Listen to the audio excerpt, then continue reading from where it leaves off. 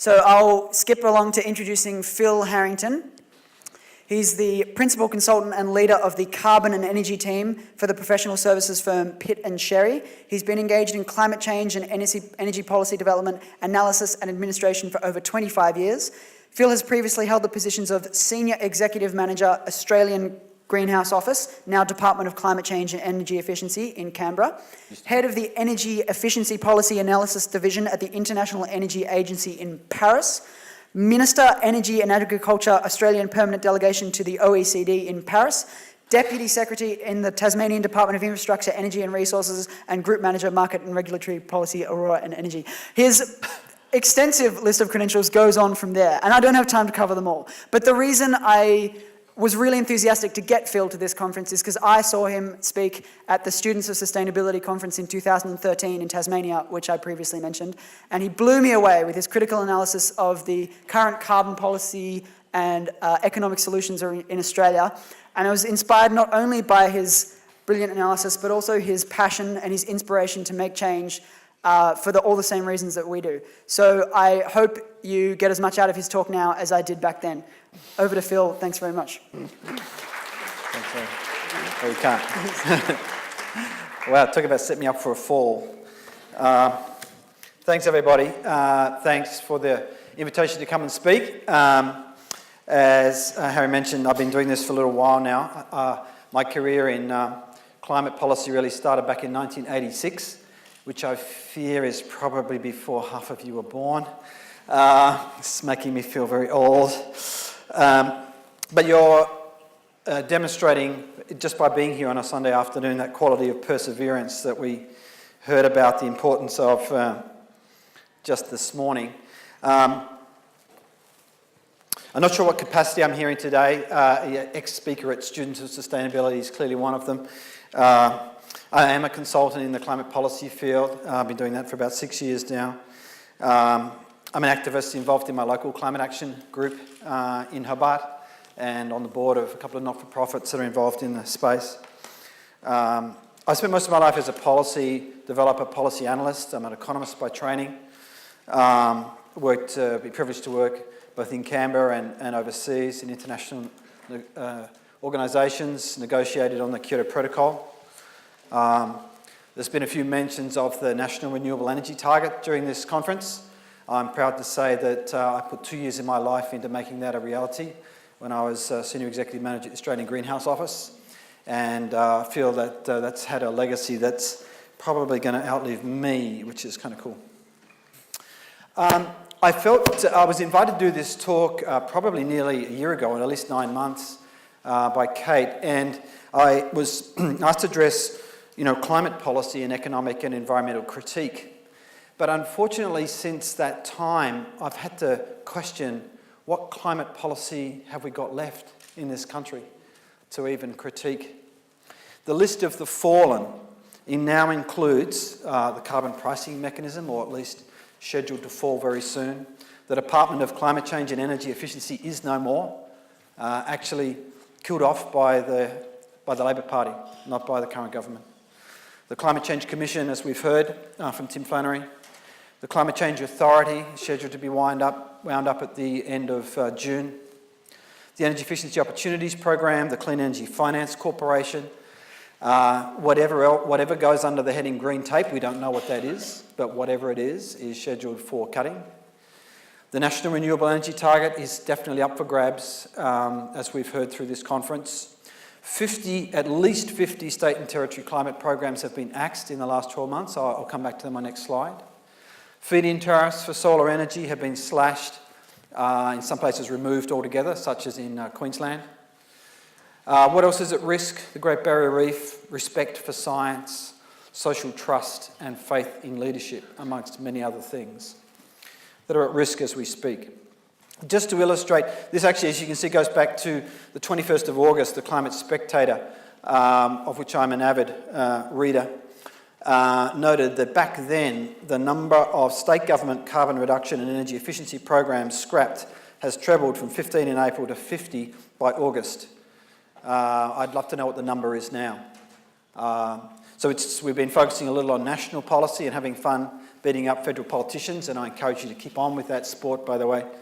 But don't forget about the states, because under all this cover, while the dust is in the air, they've been walking away in droves from all of their commitments as well. So what is left? I think this is all that's left, a 5% abatement target by 2020, the same as the ALP, as we've heard.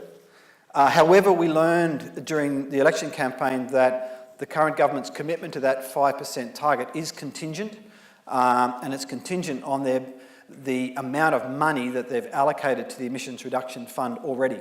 In other words, they're saying we'll spend that money, and when it's gone, it's gone. And if we haven't met 5%, tough. That seems to be the message we're getting. And Professor Garneau told us yesterday that we'll be many billions of dollars short if that's the primary policy instrument that we try to use to reduce emissions in this country.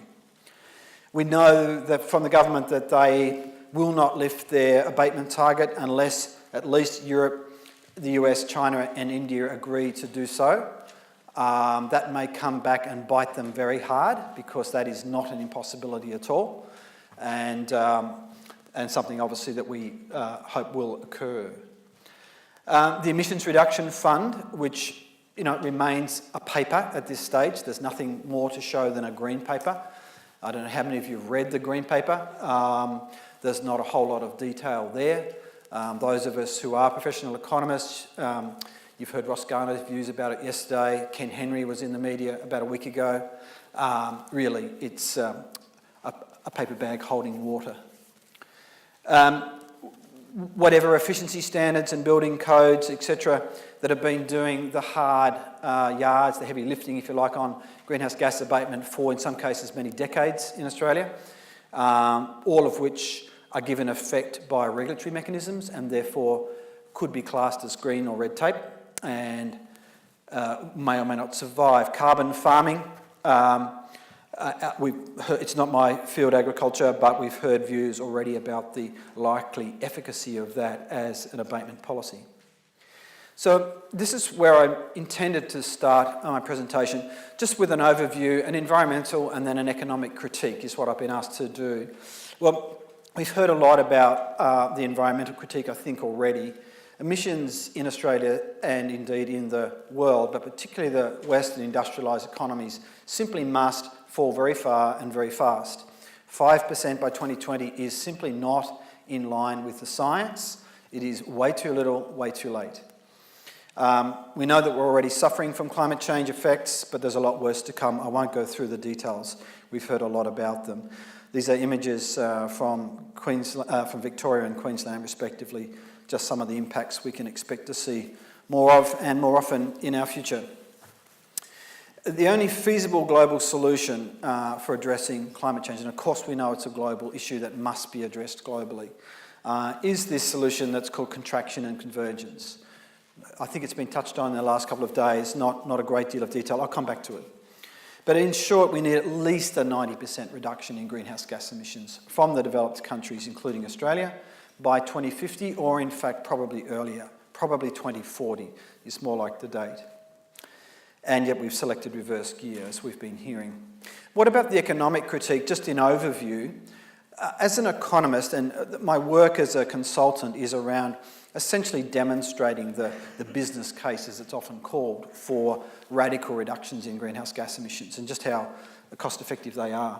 So the reality, the truth is that reducing emissions saves money, it doesn't cost money, and it creates jobs, it doesn't lose jobs, and it creates valuable new technologies and know-how, of course, that will be the basis of some kind of sustainable economy for Australia going forward. However, governments and the polluting industries have persuaded a public that is unfortunately not literate in economic matters, that just the opposite of those things is true. So I conclude that as citizens we have to demand that governments tell the truth, firstly. That'd be a nice change. Ecological truth, as well as economic truth, and truth about the future that they are leaving us as a legacy. That they act in the public interest. We don't hear much about the public interest anymore, rather than the interests of big polluters. And stop playing political games with our future. So, I'll go more quickly through this little part, the environmental critique. We've seen some of these slides before. A good colleague of mine here in Melbourne, a guy called Sam Wilson, who's with the Swinburne Leadership Institute, is doing some work around, psychological research really about the nature of a safe operating space for humanity and how we're having to redefine our perception of ourselves as we kind of wake up to what we're doing to the planet. So it's a nice phrase, a safe operating space for humanity. That's kind of an outcome statement we could aspire to. We don't know what that is, right? We do not know what that is. However, we know that throughout this last 800,000 years, while we've been evolving through ice ages and interglacials, the range of greenhouse gas emissions, concentrations in the atmosphere has been between about 175 and about 300 parts per million, averaging about 230 parts per million. It's never exceeded 300 parts per million while humanity has been climbing down from trees. So that's kind of the band. What we know is that that's kind of the band that's a safe operating space for humanity. And of course, we know that this is where we are today. That's actually 74% above the safe operating space. 74%, not 7.4, but 74% above that operating space. And we saw the observation from Mauna Loa that's been tracking that. The very good book on the right, Deep Future, The Next 100,000 Years of Life on Earth by a paleoclimatologist, Kurtz Tiger. The key message of that book is that if you want to think about climate change, do not think about 2050 and do not think about 2100. The tail of the emissions, greenhouse gas emissions impact on the global climate will last for at least 100,000 years. Now that scenario is based on us reducing emissions to very little in the very near future. However, Kurtz Tiger offers us the view, which I have to say I've come to share, that our political structures are probably not strong enough globally to prevent us as a species burning every single last megajoule of fossil fuels that we can find over the next 200 years on the planet. That's the scenario he draws.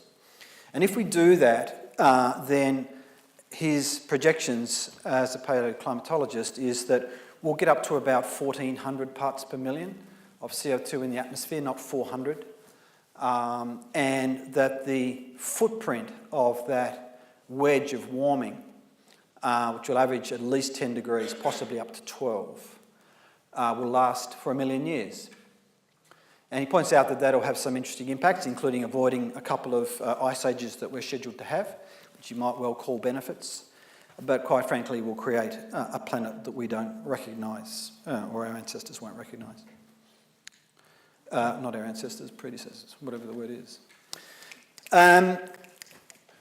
Implications for climate policy. I mentioned contraction and convergence. This is kind of the only global solution I think anyone's been able to come up with yet that is both equitable and environmentally effective. And what it basically says is that in order to make some headroom for the developing economies of the planet, there has to be a contraction of emissions from the high emissions intensity economies like Australia and others very fast in order to enable some growth in the developing world, because that growth path that we've obviously been on in the past will involve some emissions intensity.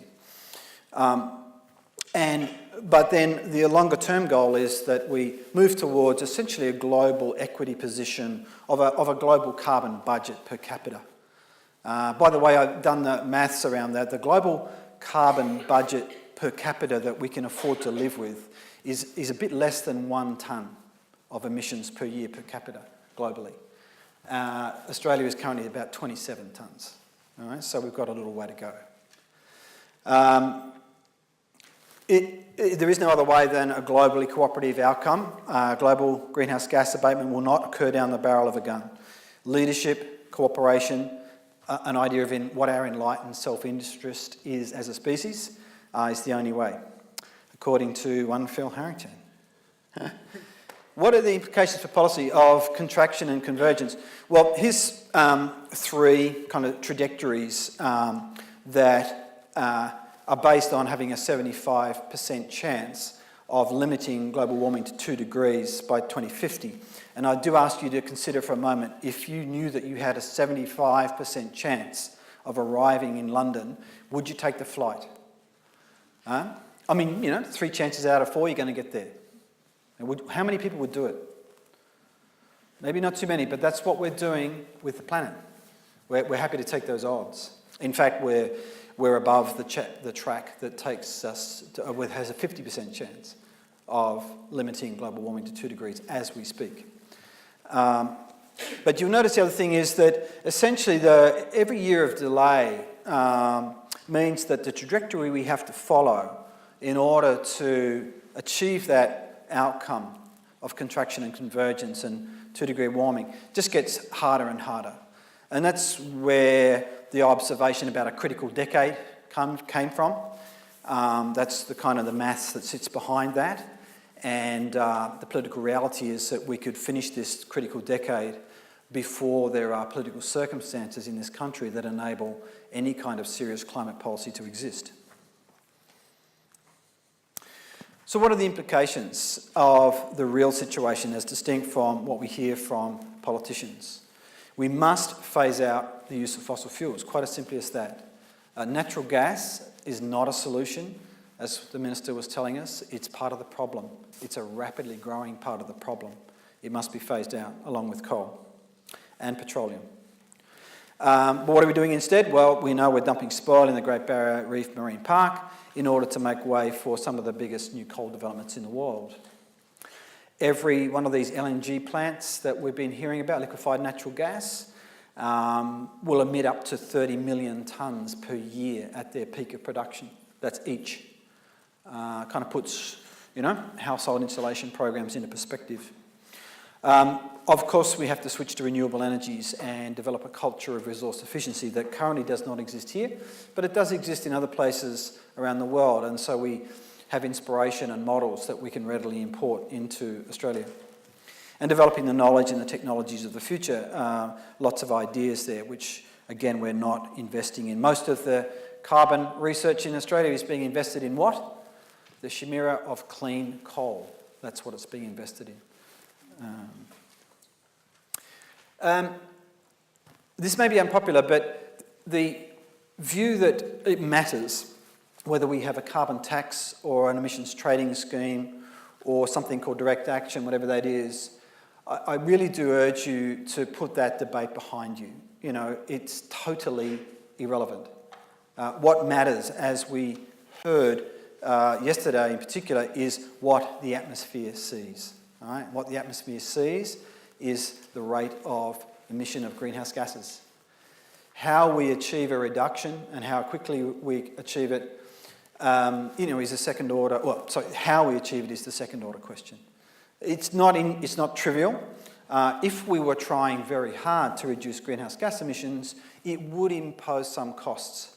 However, at the rate that we are currently trying or not trying, the costs are so low that really any considerations of equity is very limited. So I'm running out of time. So just quickly move into the economic critique. You may have seen these abatement cost curves before. Have you seen abatement cost curves? Maybe not. So this is telling us how many dollars per tonne we can either save on the left-hand side or it would cost us on the right-hand side. And then the breadth is how many million tonnes are available to be achieved at those prices. And basically what it makes clear, this one's from ClimateWorks, that there's a whole lot of abatement there that can be achieved at a negative cost, basically because you're saving money at the same time as you're reducing emissions. This is work that we've done. You don't need to worry about the detail, but basically when you actually do the detailed analysis, you can see that it's actually very, very cost effective and you save a lot of money by reducing greenhouse gas emissions. We've heard about the renewable energy opportunity, the fact that there's been at least a 90% fall in the price of PV panels, for example, just since 2007. Quite remarkable and something that we can capitalise on as an opportunity. Already the renewable energy costs are showing that the renewables are becoming the least cost source of energy production, regardless. Lower than coal, lower than gas, lower than nuclear, regardless of whether we have a carbon price or not, as someone mentioned yesterday. And the second last slide, I think, is this one, the jobs opportunity. We also heard a little bit about this. Here's just to put some numbers around it. The point here is that if you contract those parts of the economy that are the big emitters, those parts of the economy employ very few people, all right? And the evidence is they're mining 7.4 persons per $1 million of value added to the economy. And what you'll be replacing them with is things like professional, scientific and technical services or other services, where the number of jobs per $1 million of GDP can be 2, 9, even more times higher. So there'll be a net increase in employment as we shift our economy away from these smokestack industries and towards more sophisticated service sectors and advanced manufacturing, etc. So what do I conclude from that? I conclude that an honest assessment of the climate risks would lead any responsible government, regardless of their political colour, to treat climate change as a matter of the highest national priority. A realistic goal, and I mean that both in an economic and an environmental sense, a realistic goal for emissions reduction for Australia is 90% reduction by 2050. That's where we need to go. If we achieved this goal, we would create jobs, we would save money, and we would reposition what are currently a bunch of failing smokestack industries to have a future in clean energy and exporting both know-how, services and technology that the rest of the world needs. The only significant barrier to this future is the political economy, which we've been hearing a lot about in the last couple of days. The fact that governments are consistently privileging the interests of large corporations over the interest of the public. And therefore, as we've heard other speakers say today, we need a concerted, sustained effort by civil society to hold governments and the businesses to account. Thanks very much.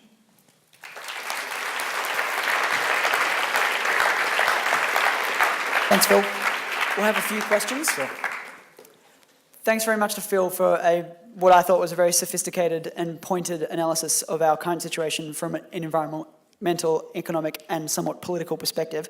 What I'll do, have we got roving mics for questions on the floor? Cool. So someone on the floor put their hand up for a question, and do you want to head over there? In the meantime, we've got one question texted in for you, Phil. It's a complex question, so I'll read it out verbatim and we'll see how we go. Many of us have directed our action away from relying on government changes towards individual and community actions that reduce emissions. What is your opinion on the role that the free market and non-government initiated change can make to reducing emissions? Not just divestment, but individual purchasing power, i.e. solar panels, hybrid cars. Wow, yeah, that's enormous. Can I have another half hour? Look, I think the view that this is everyone's problem and everyone is part of the solution gets manipulated by both governments and corporations for political and private ends. Of course, it's true to a degree, but fundamentally, the work that we have to do as an economy and as a society is to replace a lot of failing systems that are like our power systems, our transport systems, the quality of our urban environment, many factors. And we can't do that on our own. You know, we can contribute to it, but these are systemic changes that are required. And that's kind of what government is there for, to work systemic change. So the fact that we have governments who perceive their mission statement as supporting fossil fuel businesses rather than their mission statement being to support the interest of Australians and other humans and other species around the planet is something that we should be more outraged about than we are. So, of course we need to work in community, of course we need to work as individuals, but the bit that many people do is say, that's it, I've done my job, I'm not comfortable being an advocate, particularly when you're a professional, and you've got maybe income and you've got professional risk riding on that. We just have to take that next step and be prepared to stand up. No one else will.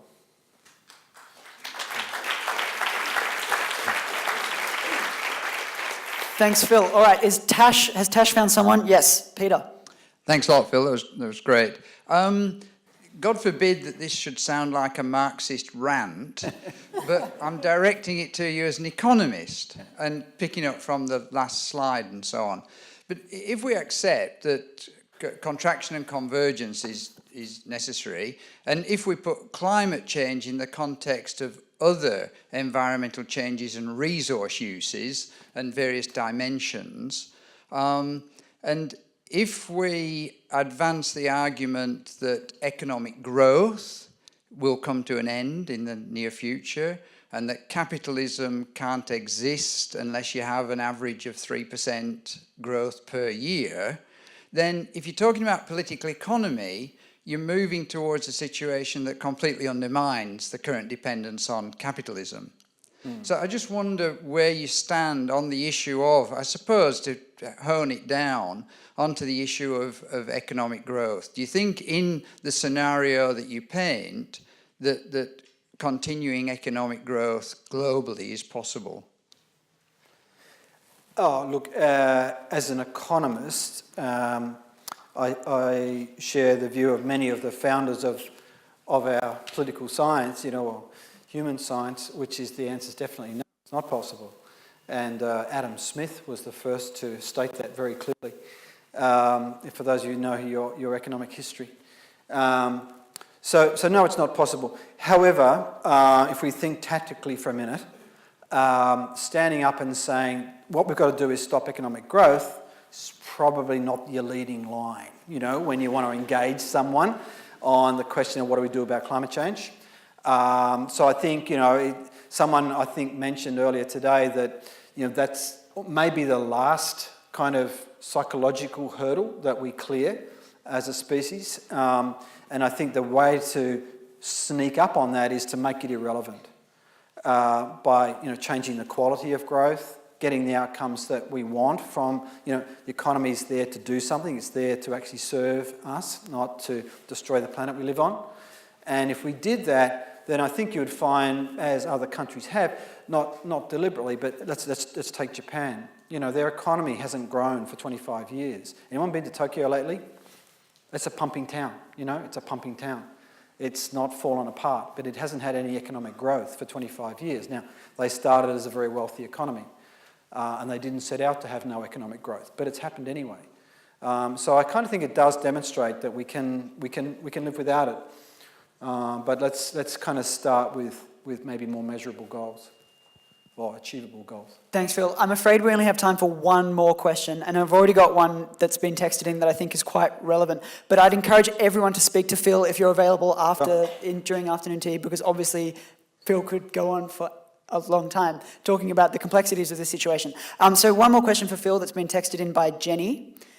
Is there anyone in the economic field that disagrees with your findings? Oh, yes, definitely. Depends on which findings you're referring to. The Federal Treasury would certainly disagree with me. Ross Garnaut did a little bit. I was one of the ones who texted a question to Ross about negative cost abatement, which we saw about right here. And his answer was kind of yes, kind of no. And it's ironical that Ross has become a poster child of the kind of climate movement. He's quite a conventional economist, is Ross, okay? And his views are kind of very mainstream. So when he gets out there criticising policy, it's got something badly wrong with it. But no, there are very, what I would call neoliberal economists, who are market fundamentalists, in short, who believe that there's kind of no role for government in regulating society and social outcomes. I just think you have to see this as fundamentalism. Fundamentalism is a scourge on our modern world in many, many forms. Perhaps the most pernicious of those is economic fundamentalism. Thanks, Phil. I think we can all give Phil a big round of applause for coming today.